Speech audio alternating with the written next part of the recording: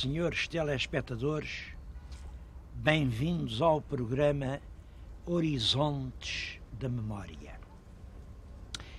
Lembram-se que no último programa eu lhes falei na capital do Algarve e disse, bom, a capital do Algarve é claro que é Faro. É Faro. É Faro num horizonte de memória que vai só até ao século XVI. Mas é claro, aqui no Algarve a memória é muito mais longa. E antes do século XVI, o Algarve já tinha capital. Estou agora na mais antiga das capitais do Algarve. Estou em Silves. Estas muralhas que vêem na vossa frente são o Castelo de Silves. Este Castelo de Silves é um dos mais belos e mais bem conservados castelos sarracenos que hoje existem em Portugal. É claro que é um castelo com uma história triste e sangrenta. É essa história que eu hoje trago para lhes contar.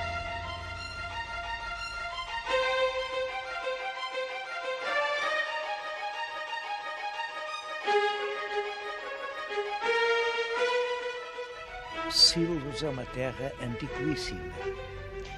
E nesta Serra de Silves havia montes de minério. E é claro, o minério atraiu sempre os exploradores das riquezas. Eu penso que há vestígios de ocupação humana de há cerca de 4 ou 5 mil anos. Eu ainda ontem vi uma rocha vermelha que é um santuário neolítico, um monumento completamente ignorado dos nossos arqueólogos. Bom, aqui havia cobre, que era essencial para fazer o bronze. Podia-se chegar até aqui nos navios, entravam pelo largo curso do Arado, fundeavam aqui diante da cidade, e é isso que permite que Silves se transforme realmente numa grande e progressiva cidade. Mas é sobretudo no período árabe que Silves se transforma na grande capital do Algarve. Silves era uma cidade extremamente civilizada. Aqui havia cultura, uma população de árabes muito requintados, parece que eram originários do Iêmen. Eu vou-lhes ler, para lhes dar uma ideia disso, vou tentar ler-lhes uma poesia do Al-Mutâmide. O Al-Mutâmide foi rei de Silves. Era rei e era poeta. Fazia versos. Bom, ele saiu daqui, viveu aqui a juventude, mas depois foi para Sevilha. E em Sevilha tinha saudades de Silves. O poema que lhes vou ler evoca perfeitamente isso. O Al-Mutâmide está em Sevilha, lembra-se aqui desta terra e do palácio onde viveu. Era o Palácio das Varandas, onde viveu, imaginem como um rei vive. Claro, um reizinho cheio de tudo quanto é bom. Mas o melhor é dizer-lhes o poema, porque lhes dá ideia, ao mesmo tempo, da riqueza de Silves e do caráter desta literatura cheia de sensualismo. De certo modo, a literatura algarvia permanece fiel a esse espírito do Al-Mutâmide. Há um amigo dele que vem para Silves e ele escreve-lhe: saúda em Silves os lugares queridos da minha infância e pergunta-lhe se ainda se lembram de mim. Saúda ao Palácio das Varandas morada de leões e de brancas gazelas, que ora parecia um covil de leões, ora lembrava um doce serralho. Quantas noites eu passei à sua sombra, na companhia de doces donzelas, de ancas largas e cinturas fininhas, umas tão brancas, outras tão negras, que causavam na minha alma o efeito das espadas refulgentes e das negras lanças. Reparem como este poema, que é um poema cheio de erotismo escondido, ainda hoje é um poema cheio de beleza. É claro que essa cidade rica, civilizada, requintada, cheia de palácios, cheia de tesouros, cheia de mulheres muito bonitas, não tardou a desafiar a cobiça dos cristãos. E realmente a grande tragédia deu-se no ano de 1189. Reinava então em Portugal El Rei Dom Sancho I. Bom, devo dizer que o Dom Sancho não teve grandes culpas na tragédia, mas ele sabia muito bem que não tinha forças para tomar esta fortaleza enorme que era o Castelo de Silves. Então cometeu realmente uma ação que eu acho que foi pouco prudente. Passava por Lisboa uma grande armada de cruzados alemães, flamengos, holandeses, ingleses, frisões, tudo gente feudal, de costumes brutais, sangrentos. E ele disse-lhes: vocês vão para a Terra Santa fazer a guerra aos inimigos da fé de Nosso Senhor Jesus Cristo? Então, olhem, têm aqui mais à mão Silves. Silves também é dos inimigos da nossa fé, também tem tesouros, também tem mulheres. Fazemos um contrato. Vocês ajudam-me a tomar a cidade, depois vocês podem saquear, roubam tudo quanto lá houver, mas deixam a cidade para mim. E assim foi. Em julho, no fim de julho do ano de 1189, uma grande esquadra de 36 pesados navios carregados de soldados cobertos de ferro com armamento pesado sobe o rio Arade, aportou lá embaixo e durante meses, foi de julho a setembro, tiveram esta cidade cercada. Claro, os habitantes de Silves, ao fim de 3 meses, acabou-se o pão, era o pino do verão, estava a acabar-se a água e eles renderam-se. Renderam-se, o rei de Portugal tentou absolutamente ajudá-los. Está escrito que o Dom Sancho tentou convencer os cruzados a fazer este negócio. Eles saem, vão-se todos embora, mas só levam o que puderem levar no corpo.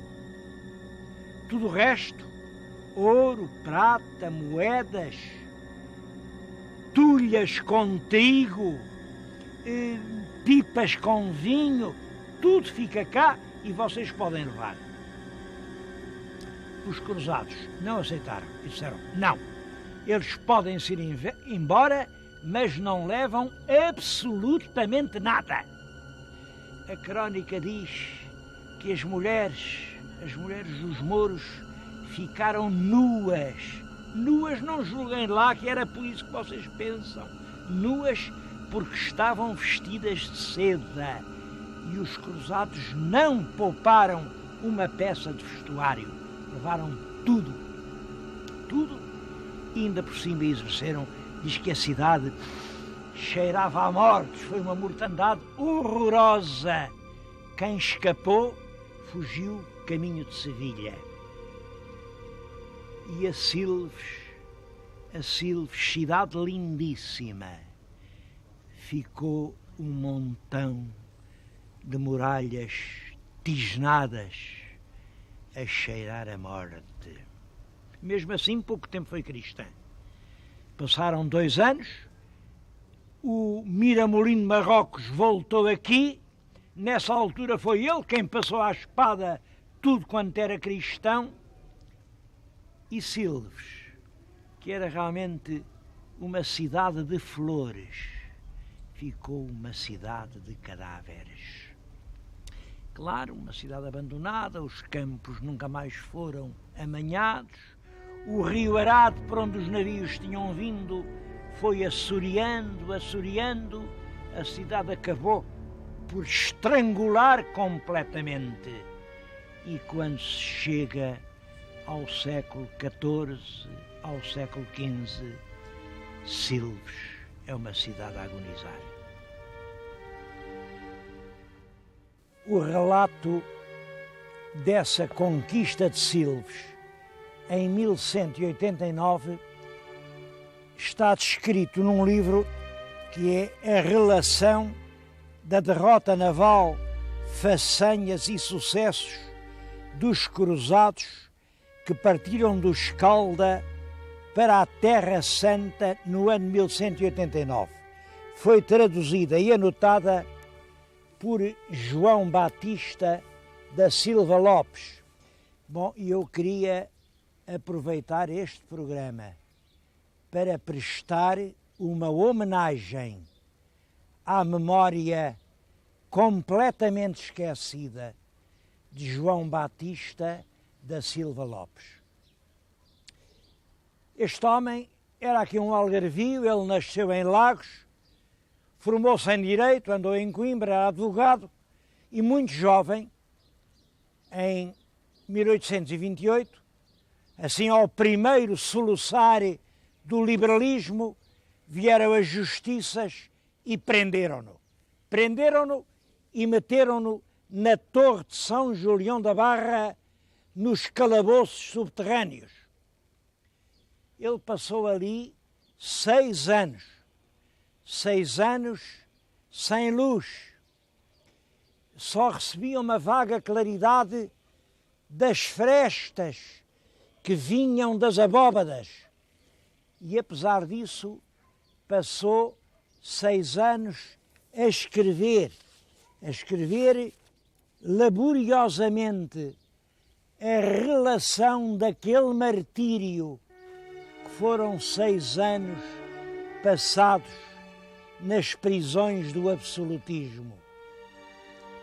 Desse relato feito ao longo de 6 anos, resultou uma das grandes obras literárias da literatura portuguesa dos inícios do nosso romantismo. É o relato dos presos de Estado na prisão de São Julião da Barra. É claro, só foi publicada quando a Revolução triunfou e ele pôde sair dali. Trazia consigo a obra, mas tinha perdido a vista. João Batista da Silva Lopes cegou completamente com esse feito temerário de escrever na escuridão o seu martírio. Eu penso que isso sim, isso é que é um herói verdadeiro. Um herói não é lá isso, ter sido ministro durante uns tempos, ou de fazer uma ponte, ou de vencer uma batalha. Heroísmo verdadeiro é esse.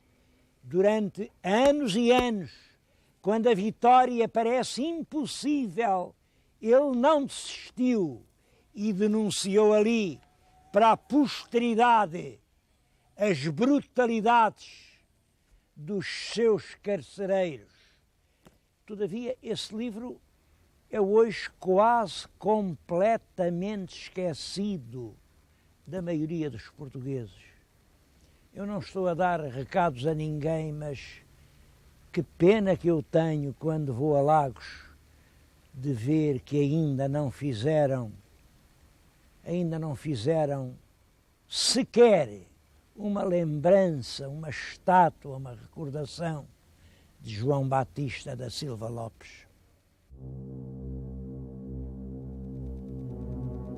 Depois dessa violação brutal que a conquista cristã representou, Silves não voltou mais a ser o que era. Os cristãos retomaram-na com o pai Pérez Correia. O pai Pérez Correia era mestre de Santiago e era dos tais, quando tomavam uma cidade, tudo a fio de espada. Às vezes não escapava cão nem gato. E julgava ele que bastava fazer assim uma linda igreja e a cidade renascia. Não renasceu. Aliás, logo aqui começa uma história estranha. O tal pai Pérez Correia era mestre de Santiago, mas Santiago era uma ordem que dependia do rei de Castela. Portanto, quem é que conquistou Silves? Foi o rei de Portugal ou foi o rei de Castela? O pai Pérez não tinha nada com isso, foi ele, claro, foi ele. Os mouros morreram, os cristãos não sabiam a quem iam obedecer. O rei de Castela, Afonso o Sábio, Afonso X, mandou construir uma bela catedral. Ainda hoje, a Catedral de Silves é um monumento magnífico. Vale a pena entrar no interior. Vejam que soberbo monumento aquilo é. Isto destinava-se a ser para sempre a capital espiritual do Algarve. Silves é cidade desde o século XIII, uma das mais antigas cidades portuguesas. Só que não vale a pena o governo estar a dizer: olha, esta é a cidade, aquela é a vila, aquela é a aldeia. Isto de ser cidade, vila ou aldeia depende fundamentalmente das condições de vida.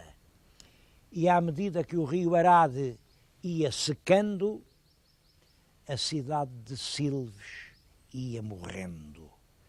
Quando chegámos ao tempo do terremoto, o terremoto escalavrou a catedral, isto já pouco era.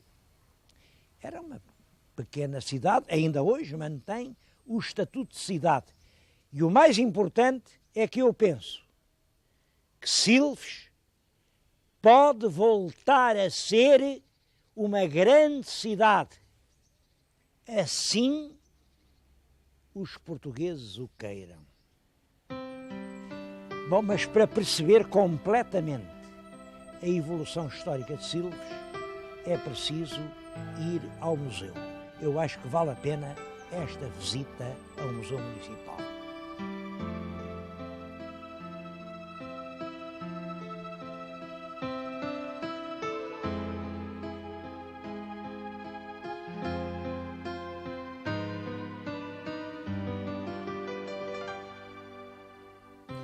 Este museu é notável por muitas razões.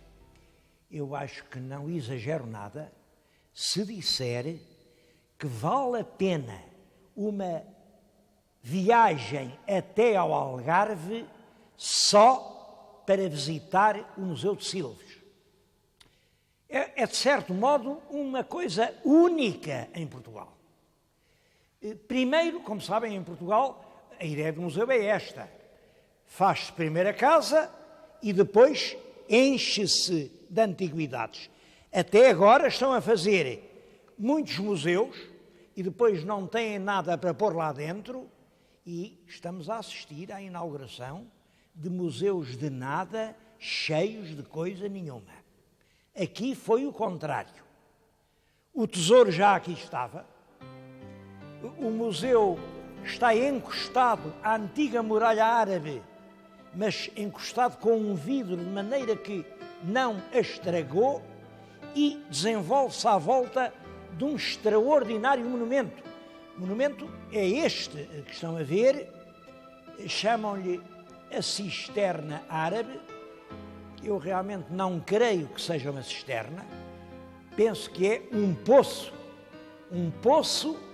para o acesso ao nível freático, quer dizer, garantia que nunca faltasse a água em Silves.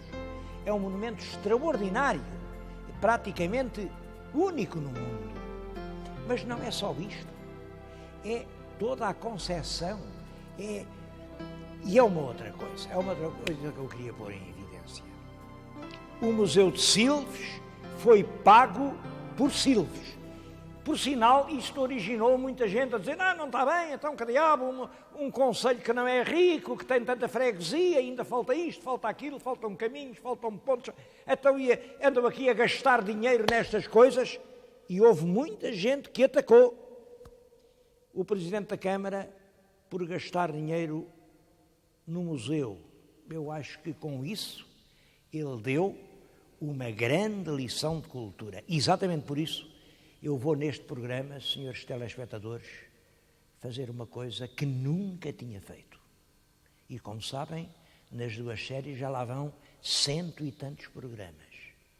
Vou apresentar-lhes o Presidente da Câmara de Silves, que é o homem a quem se deve, afinal, este museu. E vou apresentá-lo só para lhe fazer uma pergunta, Sr. Presidente. Uma pergunta, não sei se está preparado para ela, é assim: olha, o senhor sabe os ataques que fizeram, sabe o mal que fizeram de si? Responda-me, acha que valeu a pena? Sr. Professor, valeu a pena, sem dúvida. A cidade de Silves merecia este museu. E faço aqui justiça a todos aqueles que trabalharam com a autarquia, muitas vezes até com trabalho voluntário, para pôr de pé este museu que é hoje reconhecido internacionalmente e que tem dado prestígio não só ao nosso Algarve, não só à cidade de Silves, mas também ao nosso país. Passaram, o ano passado, 25 mil pessoas por este museu, que metade, sensivelmente, são estudantes e outras pessoas, residentes do concelho, que não pagam, as outras são turistas e principalmente turistas estrangeiros, que com essas verbas, mais ou menos, começa a ser autossuficiente para as despesas de manutenção. Isto é importante, isto é realmente importante. 25 mil pessoas no ano e metade pagam. Eu vou acabar o programa porque não tenho mais tempo, mas eu há momentos tinha dito que Silves, se os portugueses quiserem, pode voltar a ser uma grande cidade. Eu acho que a grandeza histórica de Silves deve-se ao facto de ser uma cidade portuária, era uma cidade marítima. O rio Arade era um canal que a punha diretamente em contacto com o Atlântico. Bom, julgo que se voltar a transformar o Arade num grande canal navegável. E que diabo, que diabo! Para fazer o canal de Suez era muito mais difícil, eram rochas, aqui são só lamas. Mas para fazer navegar o Rio Douro foi muito mais difícil. Aqui são meia dúzia de quilómetros. Se os navios puderem voltar aqui e se em Silves funcionar uma zona franca, não tenho dúvida nenhuma que volta a ser uma grande cidade portuguesa. Bom, eu bem sei que sou um sonhador, mas oxalá que este sonho se transforme em realidade.